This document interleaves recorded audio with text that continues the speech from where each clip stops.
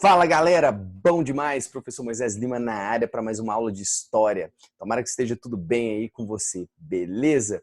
Olha só, hoje a gente vai ver um assunto que eu acho foda, muito massa. A gente vai falar dos povos pré-cabralinos. São aqueles povos que residem aqui na América, no Brasil especialmente, antes da chegada dos portugueses. Estou falando da etnia Macro-G, da Tupi, da Guarani, Aruaca, ou seja, várias etnias que são definidas assim, geralmente pelo seu padrão linguístico e cultural. Mas o que nos interessa? Nós vamos ver hoje como que se deu o encontro desses portugueses com essas etnias e como que esse encontro ele vai gerar uma série de coisas interessantes para nós. Por exemplo, imaginários, como os índios como demônios, devoradores de gente, canibais. Mas também a gente vai ver esses índios como indivíduos angelicais, como aquela ideia do mito do bom selvagem que a gente conhece das obras de Jean-Jacques Rousseau, desse homem sem os vícios, sem a corrupção, sem a malícia, a avareza do homem ocidental. Então a gente vai ver como que vai se construindo todo esse imaginário em torno dos indígenas. No segundo momento da aula, a gente vai perceber as principais características, e eu vou falar do ritual antropofágico do ponto de vista histórico. Vou só dar algumas informações do ponto de vista antropológico e no final, para fechar a fatura, nós vamos ver a colonização portuguesa dando seus primeiros passos, principalmente em torno do escambo de pau-brasil com esses indígenas. Beleza? Mas sem mais delongas, vou compartilhar a tela aqui com vocês para que a gente, nesse primeiro momento, compreenda como que se deu esse início desse encontro. Para entender o encontro dos portugueses com esses indígenas, a gente precisa sacar, tá? Por que os portugueses chegaram lá? Porque os portugueses vão empreender a chamada expansão marítima e as grandes navegações. E por que esses portugueses conseguem fazer isso? É uma questão muito cara a vários vestibulares. A primeira coisa que vocês precisam saber é que os portugueses eles vão se unificar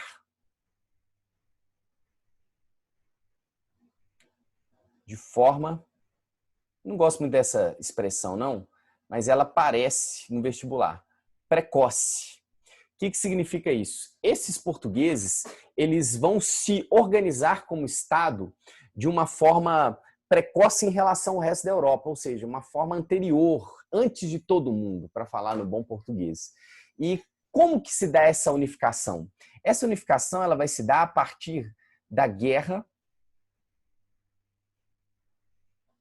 de reconquista. O que foi isso? Foi uma guerra entre os portugueses, eu vou colocar ibéricos, porque os espanhóis entram nessa também, entre os ibéricos e os chamados mouros, que são um tipo de árabe islamizado. Nessa guerra de reconquista, os portugueses eles vão conseguir expulsar esses mouros e nesse contato com esses mouros, que aqui tem uma questão muito interessante, por mais que se odeie alguém, a convivência com esse alguém, mesmo que seja numa guerra, vai te mudar. Porque somos seres plásticos, a cultura é uma coisa que circula e a cultura não é algo simplesmente, a gente fala estanque, que não se mistura. Não. Nessa batalha contra esses mouros, contra esses infiéis, os portugueses vão conhecer, por exemplo, instrumentos como a bússola, como o astrolábio, vão adotar práticas mais ligadas ao comércio. Então, a Guerra de Reconquista é importante para a gente entender as grandes navegações no sentido de contribuir para ter uma justificativa, um inimigo, né, para unificar tudo em torno do rei, e esse rei ter poder para organizar um grande evento como as grandes navegações, mas também a influência cultural que esses árabes deixam na cultura portuguesa. Além disso, a gente precisa lembrar de outros fatores, como, por exemplo, a posição geográfica, como que os portugueses eles têm a cara deles aqui voltada para o Oceano Atlântico. E a gente precisa lembrar, o quarto ponto, para a gente ver aqui, como que, por exemplo, a queda de Constantinopla,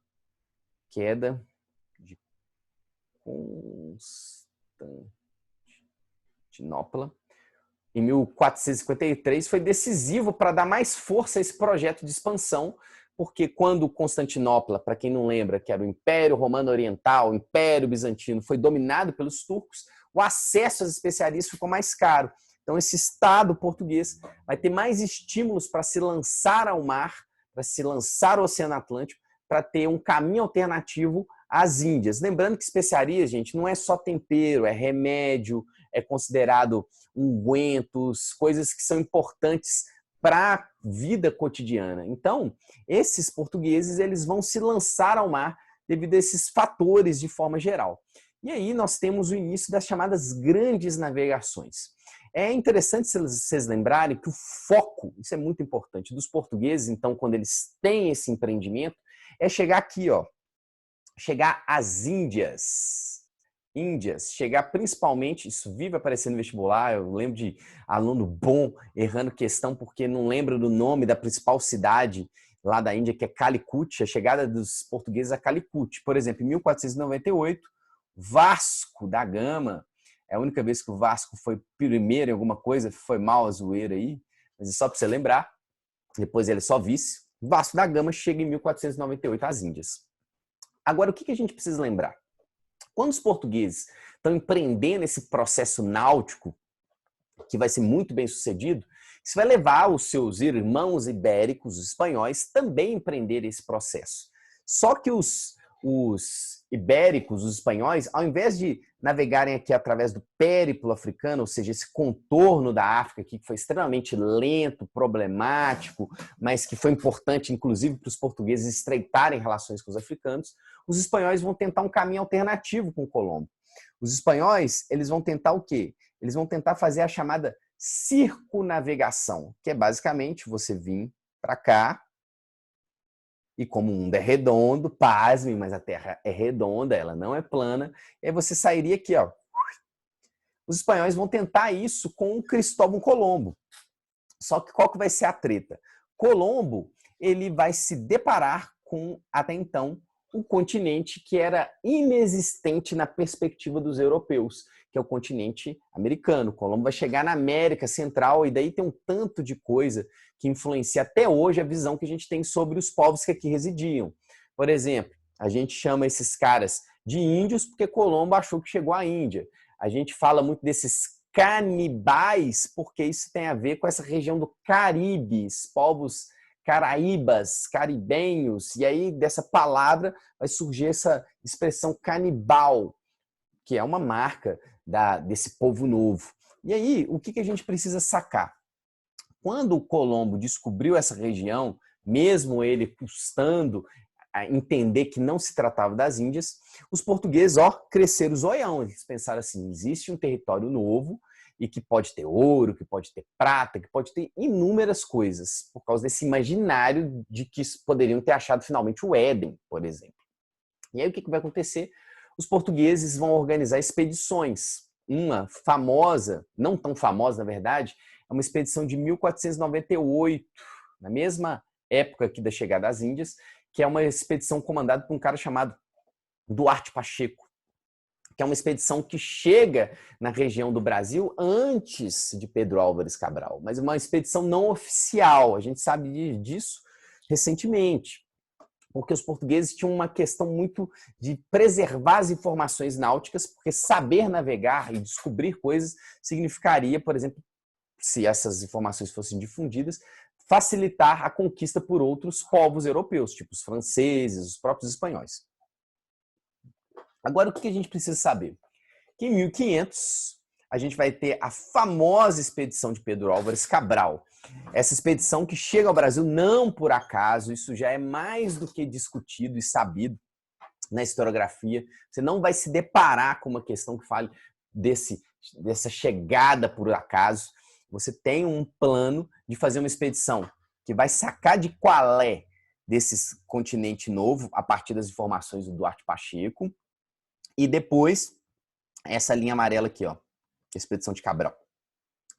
Tem como grande objetivo a Expedição de Cabral chegar onde? Chegar às Índias por um outro caminho. Lembrando que quanto mais rápido for o caminho e menos perigoso, mais lucrativo esse caminho pode representar. Então, a Expedição de Cabral, essa expedição de 1500. O que a gente precisa lembrar? Cabral não era o melhor dos navegantes, ele era um cara altão de 1,90 m, mas ele fazia parte de uma família nobre, tradicional portuguesa, e Cabral ele foi escolhido numa tentativa da monarquia meio que conciliar os interesses dessas nobrezas que viviam em disputa. Sabe por que eu falei isso? Para você lembrar, não esquecer que pensou em grandes navegações, você precisa pensar na formação do Estado moderno e dessas monarquias nacionais, para ser mais específico à época, e lembrar que esse rei ele só vai ter condições de empreender essas grandes unificações, esses grandes feitos, porque ele vai controlar essa nobreza, trazendo essa nobreza para debaixo da sua aba. E isso é evidente aqui no caso de Cabral. Então, Cabral não foi o melhor, mas foi aquele que foi mais bem escolhido dentro desse processo. O fato é que em 1500 nós teremos a efetivação da chegada de Cabral e é isso que nos interessa aqui na aula, beleza? Essa imagem aqui já é uma imagem idealizada do século XIX, sobre, na verdade, do século XX, né, na virada do XIX para o XX, sobre a chegada dessa expedição de Cabral aqui no Brasil. O que eu quero chamar a atenção? Nos primeiros relatos, principalmente na Carta de Caminha, vai se forjando como relato desse encontro o caráter pacífico, o caráter, vamos dizer, amistoso desse encontro desses indígenas com esses portugueses. Então, num primeiro momento, esse encontro retrata bem, expressa bem essa ideia do mito do bom selvagem e de que eles vão ajudar esses portugueses, de que uma missa será celebrada e tudo isso a gente tem nesse documento histórico que é considerado por muitos a carta, vamos dizer assim, de nascimento do Brasil, que é a Carta de Caminha. O que eu quero chamar a atenção? Esse documento fala tanto da exuberância da natureza, exalta mais essa natureza e comenta sobre esses povos, como eu disse, mas nessa visão que é uma visão mais o quê? Mais pacífica. Mas o fato é que a chegada ao encontro com esses outros vai gerar um imaginário na Europa extremamente diverso. A gente vai ter, como eu disse no início da aula, visões tanto mais negativas dessas pessoas, como visões mais positivas. Mas o que eu quero chamar a atenção é que a partir da Carta de Caminha, que fala que essa terra tudo dá, nós teremos um consenso de que, independente das pessoas que residem aqui, este território é um território de ótimo clima e um território propício para ser explorado de diversas maneiras.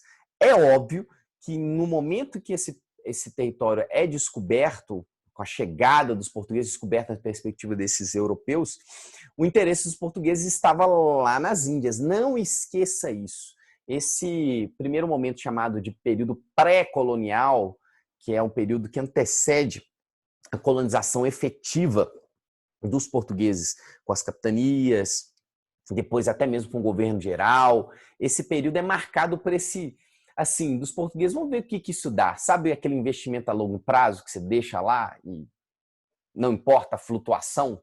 Vamos ver o que acontece? É mais ou menos isso que os portugueses vão pensar em relação a essas terras. Beleza? Agora, o que eu quero trabalhar nessa parte da aula?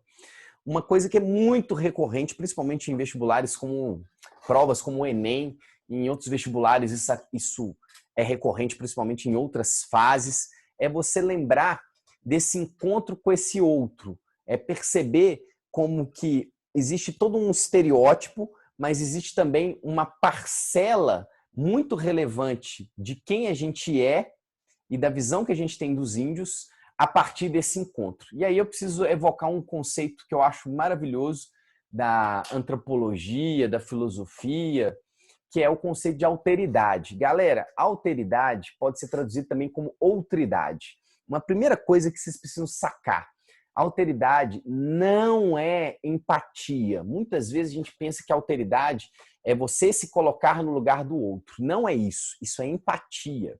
Alteridade é quando você tem a sua identidade, quem você é, formada em certa maneira pelo encontro com aquilo que você não é, com um outro. Vou dar um exemplo. Quando, por exemplo, um bebezinho está lá amamentando a mãe, e aí ele morde o seio da mãe, e a mãe o expulsa, ele vai começar a distinguir que ele é uma coisa, e o mundo é outra coisa, e a mãe é outra coisa. Então, a partir do encontro com este outro, a gente vai definindo quem a gente é.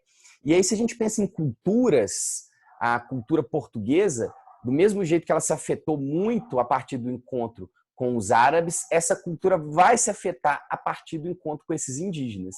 Então, a alteridade passa a partir desses elementos de compreender este outro que me forma. E mais do que isso, a gente pode radicalizar esse conceito. A gente pode entender este outro a partir da sua própria perspectiva, sem emitir um juízo de valor, sem um juízo moral. Ah, coitado dos índios, ou não, os índios são maus.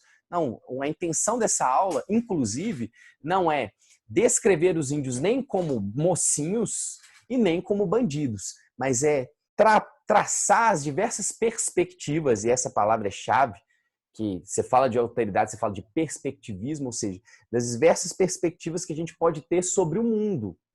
Não existe uma única perspectiva sobre, por exemplo, o que acontece quando as pessoas morrem, ou qual que é a melhor maneira de se organizar. Então é essencial, depois desse pequeno recuo metodológico, essa pequena explanação conceitual, a gente vê como que esses índios vão ser vistos na Europa. Um primeiro cara que vive aparecendo no vestibular, quando a gente fala da percepção dos indígenas na Europa, é esse cara aí, ó, Montaigne. Montaigne é um filósofo francês que escreveu um livro conhecido como Ensaios, um livro muito legal.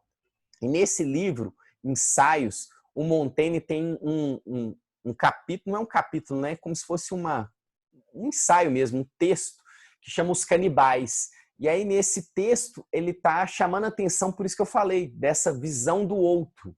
Olha só que doido. Ele diz assim, ó, cada qual considera bárbaro o que não se pratica na sua terra. E aí ele está falando desse estranhamento desse outro, de como que é difícil você cravar que o canibal é simplesmente uma pessoa má. Não é isso. Se você quer fazer uma análise antropológica, você tem que romper essas visões. Fulano é bom, fulano é mal, cultura é boa, cultura inferior.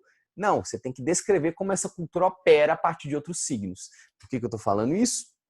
Para você sacar que o Montaigne, quando aparece no vestibular, você já fica veaco. É um olhar o quê? De diversidade cultural, e ele olha de forma relativamente positiva. Eu vou dar uma dica para vocês. É um macete. Coisas que eu odeio, mas são muito úteis para resolver questões. Geralmente, Marques, geralmente, os franceses vão ter uma visão mais positiva dos indígenas.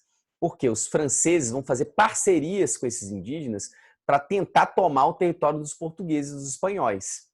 E, geralmente, os portugueses, não são todos, vão ter uma visão mais negativa desses indígenas quando eles falam dessa luta que eles estão tendo contra esses indígenas e, principalmente, quando eles tentam dominar esses índios. Mas, fora dos relatos de combate, os portugueses, aí eles já dão uma passada de pano, já falam positivamente acerca desses indígenas. Beleza?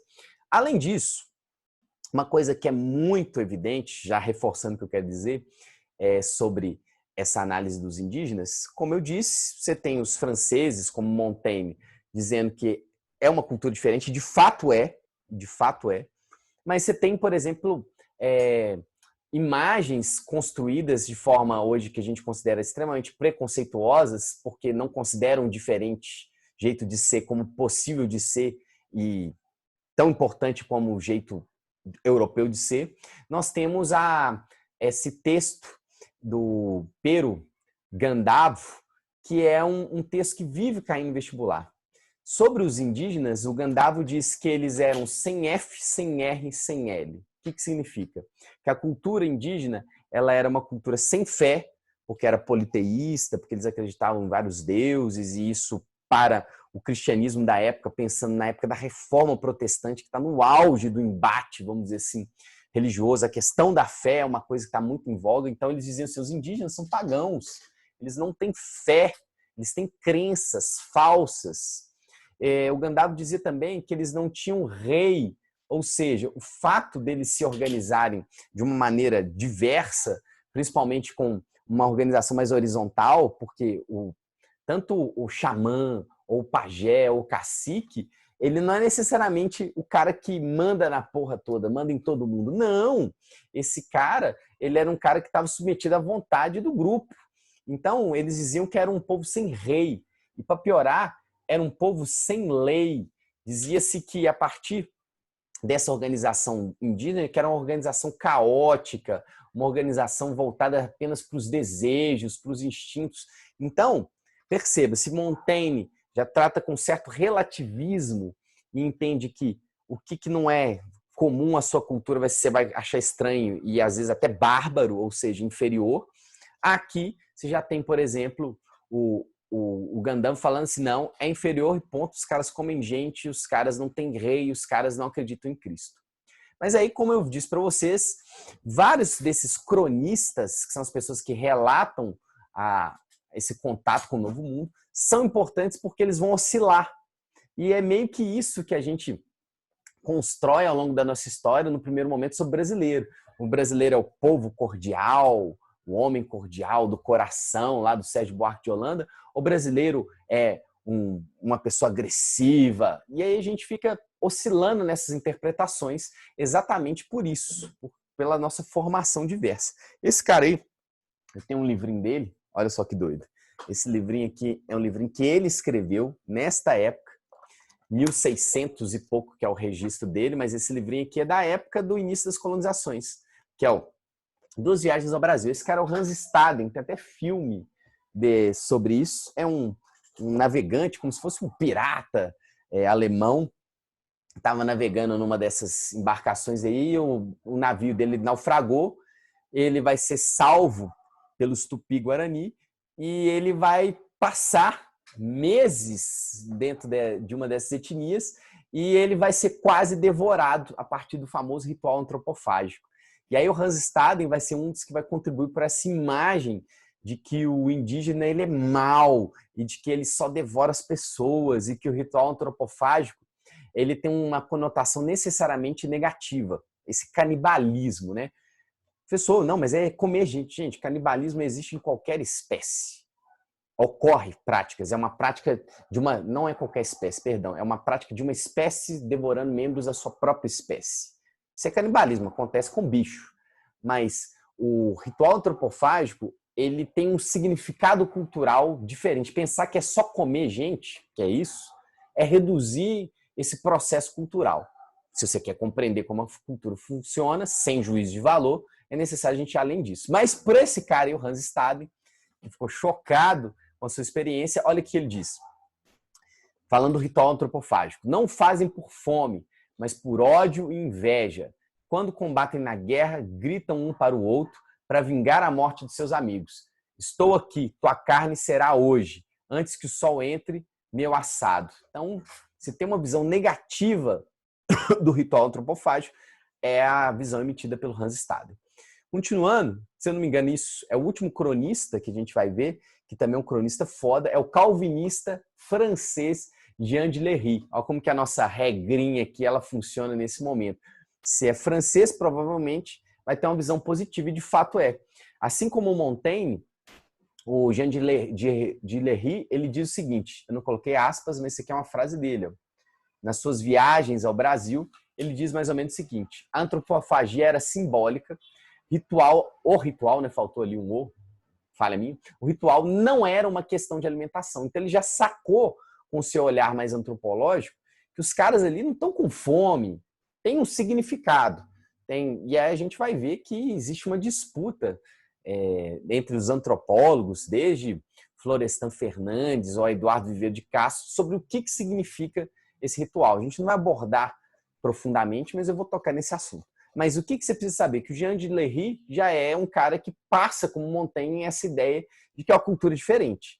É legal, gente, porque eles vão levar vários desses índios para as cortes francesas. A Catarina de Médici, que estava no poder na época lá do massacre Anabatista, massacre Anabatista, na época da Noite de São Bartolomeu, que foi o massacre dos huguenotes na França,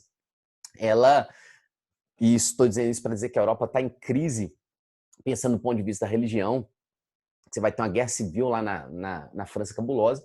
A Catarina de Médici, essa rainha, ela vai receber vários indígenas, e vão tentar compreender melhor esses indígenas. Eles vão trazer isso mais como uma figura do exótico, tá? Que é uma coisa que permanece até hoje.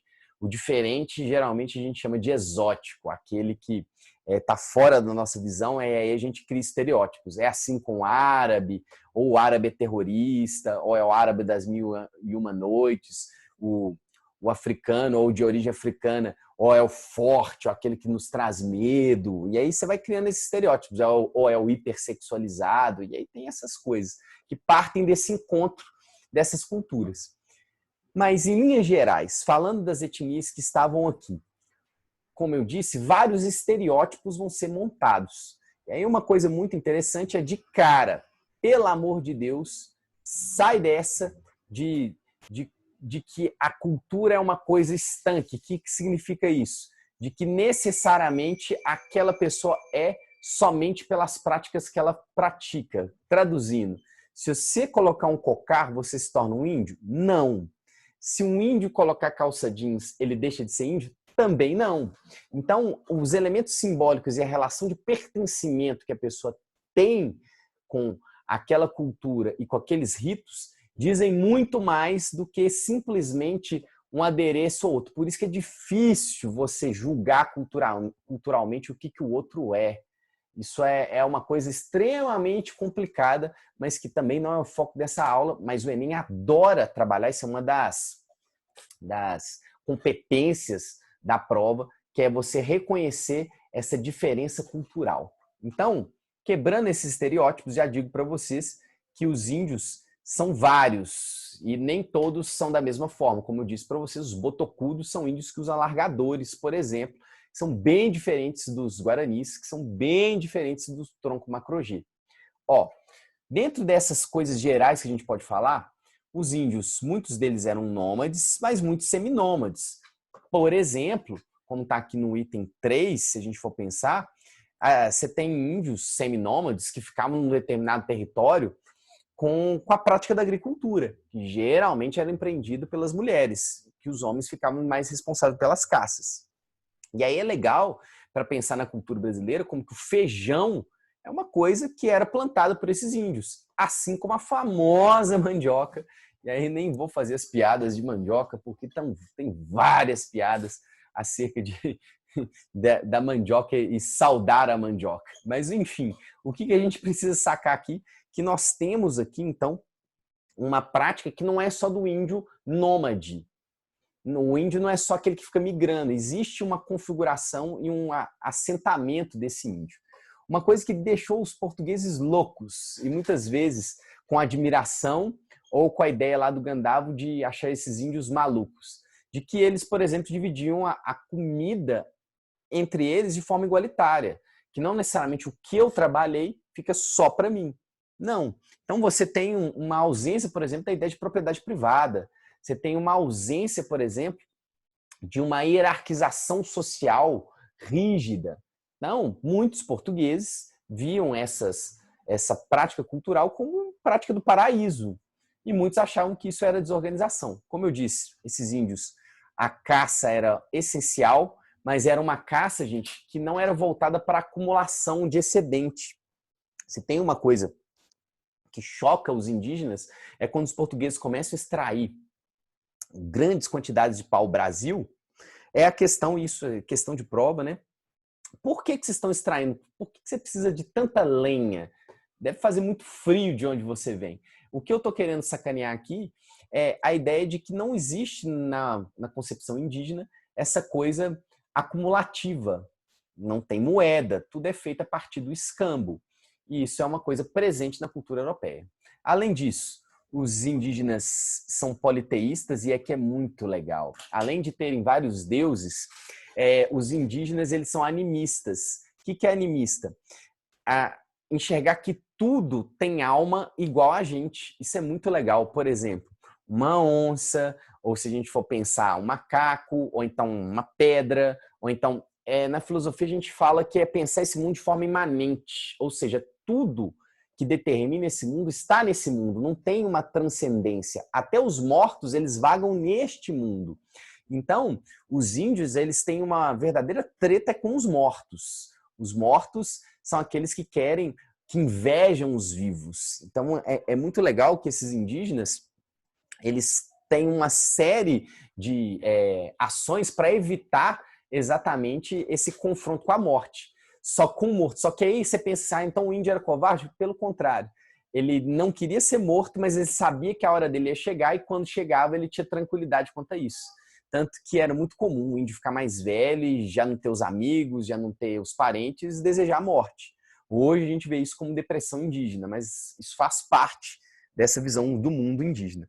Uma outra coisa que chocava os portugueses, e eu recomendo muito fortemente você ver um filme, que é o filme Caramuru, que é um filme que retrata esse contato dos portugueses com os indígenas, e uma coisa que é bem presente nesse filme é a questão da poligamia. É um filme com Selton Mello, com a Camila Pitanga e com a Débora Seco, que são essas índias. E aí é massa, porque a gente vê um tanto dessa cultura e você descansa carregando pedra, né? Você vai estudar, mas você vai conseguir perceber essas nuances que eu estou dizendo. O filme é divertidíssimo, veja, você deve achar aí. Eu falei disso tudo porque os indígenas, eles tinham a questão dos vários casamentos, eles tinham a poligamia. E uma coisa que chocava os portugueses, que além da poligamia, você se casar com mais de uma e dormir todos na mesma oca, que cabiam várias pessoas, isso chocava os portugueses quando chegavam lá, por exemplo, e dormiam à noite. Os índios tinham relações sexuais assim de boa na frente de todo mundo. Não tem essa questão. E outra coisa, que mesmo você se casando com vários, você podia desfazer seu casamento. Coisa que na Europa era descabida. Fora que os indião lá ficavam todo peladão, mas para eles não estavam pelados, né? Porque eles estavam com plumas, com as tintas.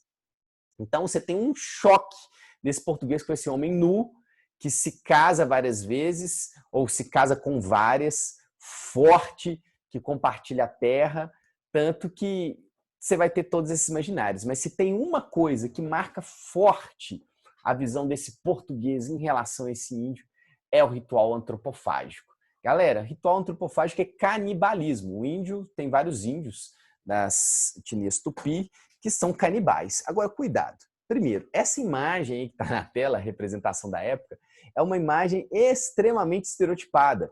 Você comia carne humana? Sim. É uma coisa meio Hannibal Lecter? Sim. Só que qual que é a parada? Não é um churrascão assim, não. A pessoa sai com uma perna na mão, sai com, a cabeça é minha, vou comer isso aqui. Que... Não é isso, não é isso. É um ritual sagrado, que você ingeria pequenos pedaços, vamos dizer assim, do corpo desse outro. E aí, nesse ritual, que não deixa de ser um canibalismo, beleza? Mas nesse ritual você tem uma dezena de explicações e significados. A gente viu que os cronistas da época tinham visões divergentes quanto a isso, mas eles falavam desse ritual. Então, para lembrar, antropofágico, antropô é homem, fagocitar, né? Vem de devorar, de comer, homem que se devora.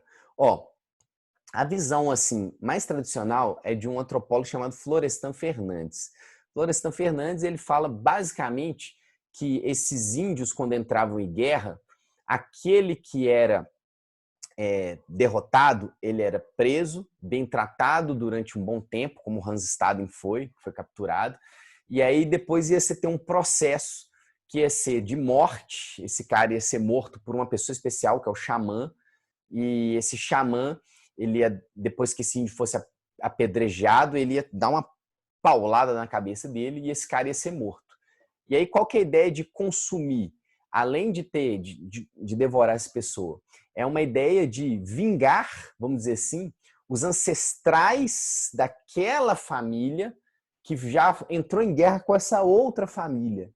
Então é como se o ritual fosse uma resposta para esses mortos, para esse outro mundo. Na visão do Florestan Fernandes, outro mundo é forma de dizer, né? Esse mundo dos mortos, que reside aqui. Então, é uma percepção assim. Já o Eduardo Viveiro de Castro já fala de uma coisa diferente, que quando você devora esse outro, quando você devora isso, na verdade, é para você restaurar uma relação. No momento que você devora, você está naquele instante conseguindo ver exatamente o mundo a partir da perspectiva desse outro. É como se naquele instante você se tornasse o outro. E aí, naquele instante, você apazigua, você acaba com as disputas que aquele tem com esse outro. Então, é uma visão diferente. Obviamente, esses índios eram extremamente vingativos, eles tinham conflitos. O índio, ele é aquele que vai ter sempre raiva daquele. O perdão não é uma coisa muito comum, mas nesse ritual aí, o que está em questão não é vingar a tribo, os mortos, é uma outra coisa que é um ritual mais profundo. Então, o que nos interessa? Nos interessa que, do ponto de vista histórico, isso aí vai ser dos grandes tabus que vão construir sobre a gente. Se vão chamar os latino-americanos, os brasileiros, de povos inferiores, em grande medida é pela disputa do significado ou aquilo que vem em torno a partir do ato antropofágico. É lógico que eles são inferiores, eles comem gente. Então essa é uma imagem que vai ser usada como xingamento dos europeus em relação a gente durante muito tempo. Do ponto de vista da história, é isso que nos interessa. Mas seguindo o barco, agora nessa segunda metade da aula, a gente vai ver rapidamente a perspectiva agora do português e em relação ao que ele está vendo e como que ele vai agir com essas etnias, beleza? A primeira coisa é ressaltar que, tradicionalmente, esse período da chegada dos portugueses até 1530 é chamado de período pré-colonial. É um período que antecede a colonização brasileira. O que você precisa saber? O vestibular de São Paulo adora isso, que é um período, esse período pré-colonial, tem livro que coloca até 1532, tá, gente? É um período que os portugueses têm um pouco interesse em relação a essas terras, a não ser pelo pau-brasil. E nesse período pré-colonial, tem uma coisa que eu acho muito legal, que é abordada pela Heloise Starling nesse livro aqui, ó, que é Brasil, uma biografia, que é uma referência massa para você pensar a história do Brasil nesse ponto de vista mais antropológico e mais a partir das etnias. Não é um livro tipo do Boris Fausto, que já trabalha aquela ideia do Brasil mais só a partir da economia e da política. Esse livro aqui traz o elemento cultural, não é à toa que Heloise Starling escreveu com a Lili Schwartz, que é uma pessoa fodíssima. Mas o que eu quero chamar a atenção é que nesse livro, a Lilian ou a Heloísa chamam a atenção da disputa que vai ter sobre esse lugar novo. É Santa Cruz ou é Brasil? E aí a gente percebe que isso reflete uma disputa maior que existe na Europa e que vai ocorrer nesse período pré-colonial. Qual que é a parada? O que vai determinar o nome do Brasil? Vai ser o vermelho do sangue do Cristo, por isso Santa Cruz. Aqui é um lugar que a prioridade deve ser catequizar esses índios e salvá-los, porque possivelmente eles têm alma, podem ser pessoas mais ingênuas. Ou aqui o objetivo eu circulei errado, o objetivo espiritual, salvar essas almas, ou o objetivo é temporal, é você pensar apenas materialmente, pensar aqui como uma colônia de exploração, onde você pode levar o máximo de coisa o mais rápido possível embora. E é legal que isso marca muito a nossa cultura, a nossa formação. A gente tem esse elemento religioso muito forte, porque os jesuítas, que foram criados durante a Contra-Reforma, vão ser muito importantes na nossa formação cultural, formal, principalmente por causa da catequese. Não é à toa, se você pensar na escola tradicional brasileira, com mais de 100 anos, ela é católica. Ela é católica. E não é à toa que essa briga mostra uma coisa que está rolando na Europa. Lembra que eu falei que o Estado nacional, as monarquias nacionais estão surgindo nessa época? Primeiro Portugal, Espanha, depois França, depois Inglaterra. O surgimento dessas monarquias nacionais passa por essa treta, que é o que é poder do rei e o que é poder do papa. Passa exatamente sobre essa disputa sobre o mundo. Quem determina como que a gente deve viver e como o mundo deve ser? É a igreja ou é o rei? A gente tem que ver o mundo a partir de um ponto de vista político ou de um ponto de vista espiritual. E essas tretas de como se vê o mundo se expressam aqui no Brasil também, na disputa pelo nome. É Santa Cruz ou é Brasil? Vai vencer o nome Brasil, porque vai vencer a proposta de que esse lugar aqui é um lugar o quê? É um lugar da extração. Tanto que a gente poderia ser chamado de brasiliense. O brasiliense é uma expressão melhor, tem um outro nome que não estou lembrando, mas a gente é chamado de quê? De brasileiro. brasileiro é o nome do cara que extraía pau-brasil. Isso mostra como que a nossa formação está muito marcada por essa ideia de que aqui é o lugar de se dar bem e extrair as coisas. Cuidado que com isso eu não estou querendo legitimar o jeitinho brasileiro, nem dizer que está na nossa história. Isso é um componente formador da nossa história. Chega dessa visão, o que a gente vai ver agora aqui de forma muito esquemática? Vamos ver então isso que eu acabei de mostrar para vocês, quais são as principais características desse período pré-colonial, do ponto de vista português. Ponto 1, Brasil está em segundo plano, ou seja, o que está bombando é o comércio com as Índias e especiarias. Não achou ouro de cara, muitos indígenas vão até, em alguns momentos, ludibriar os portugueses, falando que conhece um lugar que é uma montanha de ouro e vão conseguir muitas coisas dos portugueses. Não pense no indígena como bonzinho, nem como uma vítima, mas também não pense nele como um cara mau. A gente tem que descrever e ver o objeto com distância, beleza? A gente vai ter nesse momento, então, o pau-brasil sendo a grande mercadoria. Como eu disse para vocês, esse pau-brasil vai ser utilizado para tingir tecido na Europa, a resina de dentro dele.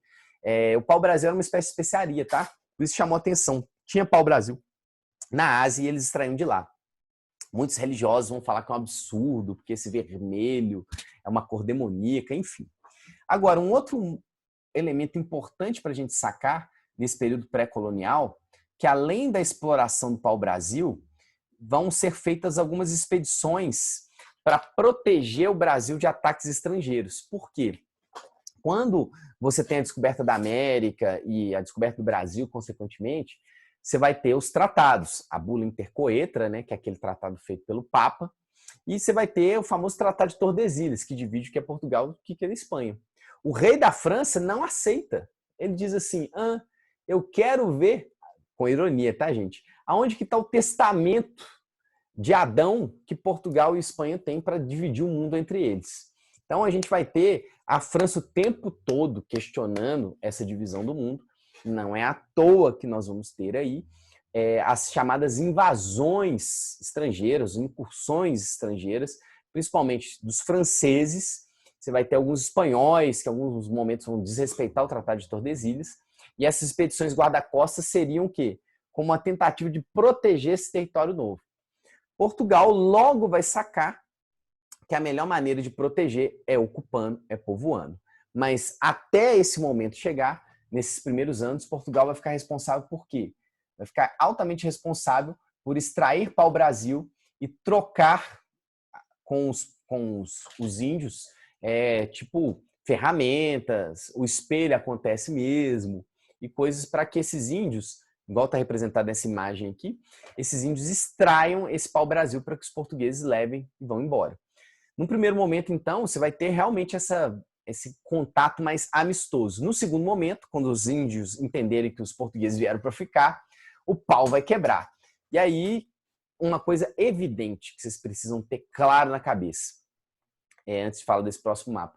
Os índios não são um grupo, uma nação que tem como ideal proteger-se. Cada etnia se via como um pequeno grupo isolado com suas regras, com seus valores. Então, estou querendo dizer que não necessariamente os índios vão se juntar contra os portugueses. E os portugueses, sacando isso, obviamente vão fazer o quê? Vão fomentar guerras entre esses indígenas. E isso é um dos elementos que vai facilitar, assim como na América Espanhola, a conquista desses indígenas, beleza? Aqui é um mapa legal para mostrar que nesses primeiros anos vão ser feitas feitorias é uma cacofonia, né? Essas feitorias são essas bases que têm suprimentos, que têm armas para esses portugueses que estão chegando e vão ficar como se fosse uma base de operação. Vão ter uma espécie de base de operação para poder empreender essa extração vegetal. Então você vai ter, nesse primeiro momento, esse grande interesse. Depois, a gente vai ver agora, pelo menos esse primeiro contato, por que os portugueses, então, deixam desse período pré-colonial, esse período de apenas exploração de pau-brasil, para começar a efetivação de uma exploração. Os portugueses têm algumas causas que levam eles a mudarem a postura em relação a essa terra nova. Causa 1. Você vai ter uma decadência do comércio com as Índias. Por quê? A Espanha vai chegar lá, aí depois você vai ter a Inglaterra chegando lá, outros estados, outras monarquias vão chegar às Índias, e aí você vai ter uma decadência do preço dessas especiarias, então não vai ser mais tão interessante como era antes. Ainda é, mas não tão interessante. Segunda coisa, os portugueses, como eu disse, vão ficar morrendo de medo de perder essas terras. Lembrando que um critério muito poderoso para dizer que é seu é o uti possidetis, ou seja, você tem que ocupar. E aí tem uma coisa que é muito importante para a gente compreender a história do Brasil, que é o seguinte, você vê isso nesse livrinho aqui, o Raízes do Brasil, que é um clássico, tá ali no canto, tá difícil de pegar, mas que português sacando que tinha que ocupar, e Portugal sendo um reino muito pequeno, ele já viu que não tinha a população necessária para tal. Então, o que os portugueses vão fazer? Eles vão começar um processo de ocupação, mas muito pautado também na miscigenação. Os índios e os portugueses vão ter muitas relações e daí vai nascer essa mistura nossa, que é muito importante para a gente compreender, se a gente for falar a identidade ou as identidades do Brasil. Beleza? No terceiro aqui, os portugueses tinham ainda esperança de encontrar esses metais preciosos. Lembrando que rapidamente na América Espanhola, região ali de Potosí, por exemplo, se encontrou prata. Então os portugueses diziam, por que não? Por que não encontrar esses metais preciosos aqui? Beleza? E aí, chegando à parte final da nossa aula, a gente vai ver que quando esses portugueses decidem colonizar o Brasil depois de 1530, o primeiro modelo adotado para evitar principalmente os ataques estrangeiros e um gasto menor, é como se os portugueses estivessem terceirizando essa colonização, vai ser o famigerado, famoso modelo das capitanias hereditárias, que para muitos é uma espécie de herança, vamos dizer assim, feudal ainda, que é a ideia de você doar terras ou emprestar terras, mas doar é o tema mais importante, doar terras para um nobre que venha o quê? Que venha colonizar essas terras e esse nobre vai submeter uma fidelidade a você, mas você não vai gastar nos empreendimentos desse nobre. Então, basicamente, o que são as capitanias hereditárias? A gente vai ver isso melhor quando falar do capitão donatário no próximo slide. Mas o que é as capitanias hereditárias? É a divisão de 15 lotes de terra que vão ser entregues pelo rei para esses membros da corte de sua confiança, tá?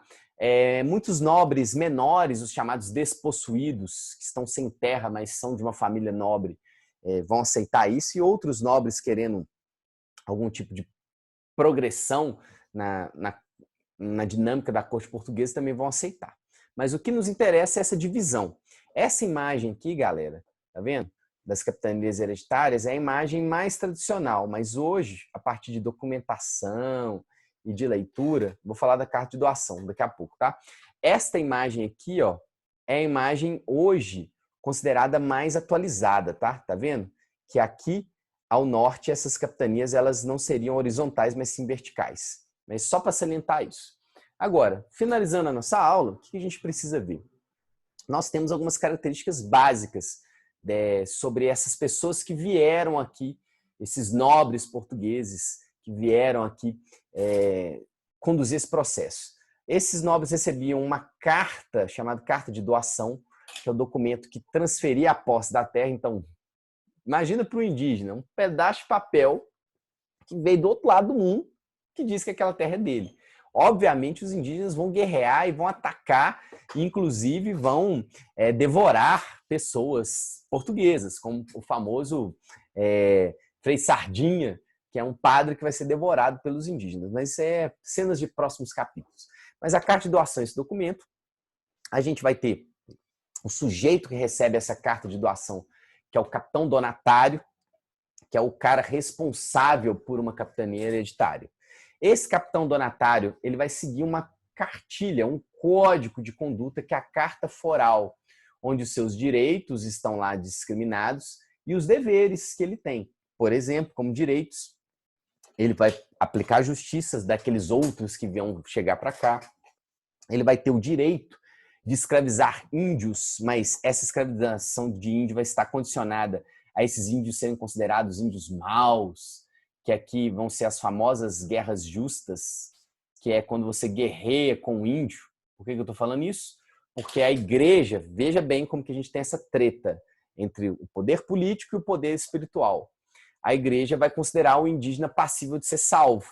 Então, o índio que pode ser escravizado é aquele que a catequese foi empreendida, essa catequese não foi bem sucedida, então esse índio é considerado mau. Obviamente, os portugueses e depois já os colonos, tipo na região de São Paulo, que é São Vicente, né, os vicentinos, vão constantemente entrar em treta com esses indígenas. A gente vai ver que essas capitanias não vão funcionar, não vão dar certo. E é uma das capitanias que sobrevive, eu usei a palavra sobreviver de propósito, é a capitania dos vicentinos, que é um nome também, os vicentinos é um nome dado, por exemplo, para os bandeirantes, aqueles que vão ficar por conta desse processo de interiorização, principalmente indo atrás de índio para escravizar. Esses caras vão fazer as bandeiras de apressamento, né, muitas vezes. Então, o que eu quero chamar a atenção aqui é que a gente vai voltar a esse outro momento. A escravização dos índios é uma coisa polêmica, mas que estava prevista como um direito dentro dessa carta foral. Além disso, você vai ter a doação de sesmarias, que é basicamente é como se fosse suzerania e vassalagem, tá, gente? Esse senhor feudal, esse capitão donatário, podia doar pedaços das suas terras para outros nobres que viessem ajudá-lo, beleza? Esse capitão donatário tinha deveres, que era fundar povoados novos, ou seja, interiorizar a sua colonização, cobrar impostos e defender o território dos índios e dos ataques estrangeiros. Agora, dentro dessa primeira parceria, já se estabelecem alguns privilégios para a metrópole. Por exemplo, 100% do pau-brasil extraído era da coroa, 100% das drogas do sertão, ou seja, eu estou falando não de drogas no nosso sentido, mas drogas como cacau, guaraná, açaí, coisas que são daqui, vão ser direito exclusivo da metrópole. Caso se achasse ouro, 20% desse ouro seria da metrópole e 10% sobre aquilo que fosse produzido agriculamente aqui. Isso, gente, é algo que está em tese, mas a gente vai perceber que muitas das vezes isso não vai ser cumprido e isso vai gerar, em alguns momentos, até atritos entre a colônia no futuro e a sua metrópole. Beleza? E, por fim, eu tenho que explicar para vocês por que isso não deu certo. Por que isso fracassou?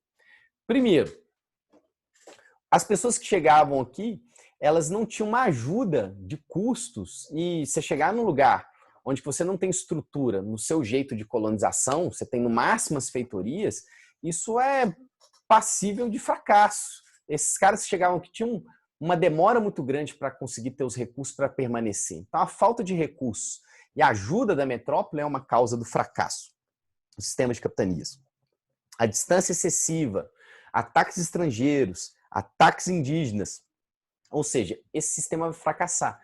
Tanto que a gente vai ter Portugal adotando medidas para corrigir esse sistema, que são as medidas que a gente conhece como governo geral, que é a implementação, por exemplo, do governador geral e os capitães, capitão mor, que, por exemplo, vai ajudar esse sujeito na defesa, vai ter o tesoureiro mor. Então, você vai ter toda uma logística que vai ser empreendida pela coroa portuguesa, porque esse sistema de capitanias fracassa. Tem exceção? Tem. Pernambuco vai conseguir se estabelecer economicamente e São Vicente, como eu já citei, mas isso a gente vai ver melhor, tá, gente? Um outro encontro quando a gente começa a trabalhar efetivamente essa colonização. Beleza? Então, meus caros, deixa eu compartilhar a tela aqui. É isso aí. Um abração aí. Até mais. Falou!